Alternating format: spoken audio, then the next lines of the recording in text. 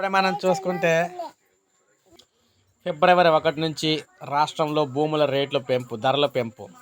పట్టణ ప్రాంతాల్లో భూముల మార్కెట్ విలువలను సవరించాలని ప్రభుత్వం నిర్ణయించింది. సవరించిన మార్కెట్ విలువల్ని ఫిబ్రవరి 1వ తేదీ నుంచి అమల్లోకి తేవాలని ఆదేశించింది. నిబంధనల ప్రకారం పట్టణ ప్రాంతాల్లో ఏటా, గ్రామీణ ప్రాంతాల్లో 2 ఏళ్లకు ఒకసారి నిర్మాణ విలువలపైనే ఏటా వేసుకునే వీలుందన్నమాట. కూటమి అధికారులకు వచ్చే గతేడాది ఫిబ్రవరిలో గ్రామీణ పట్టణ ప్రాంతాల భూముల విలువలు అయితే సవరించారు. వైకాపా ప్రభుత్వ హయాంలో అశాస్త్రీయంగా పెంచక వాటిని కొన్ని చోట్ల తగ్గించారు. మరి కొన్ని చోట్ల యథాస్థితిని అయితే కొనసాగించారు.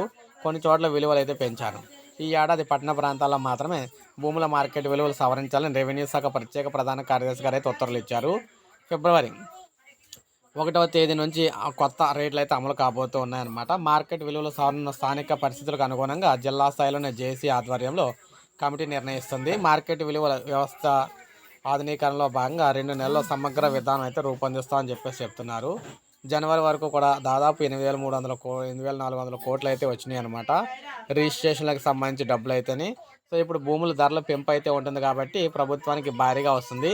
కొనుక్కునే వాళ్ళకేమో మార్కెట్ విలువ పెరగడంతో రిజిస్ట్రేషన్ ద్వారా డబ్బులు అయితే ఎక్కువ అయితే ఖర్చు అవుతాయి. సో ఇది మనకి తాజా సమాచారం ఇప్పుడు వచ్చిన అప్డేట్. ఒక లైక్ చేయండి, సబ్స్క్రైబ్ చేసుకోండి, మన ఛానల్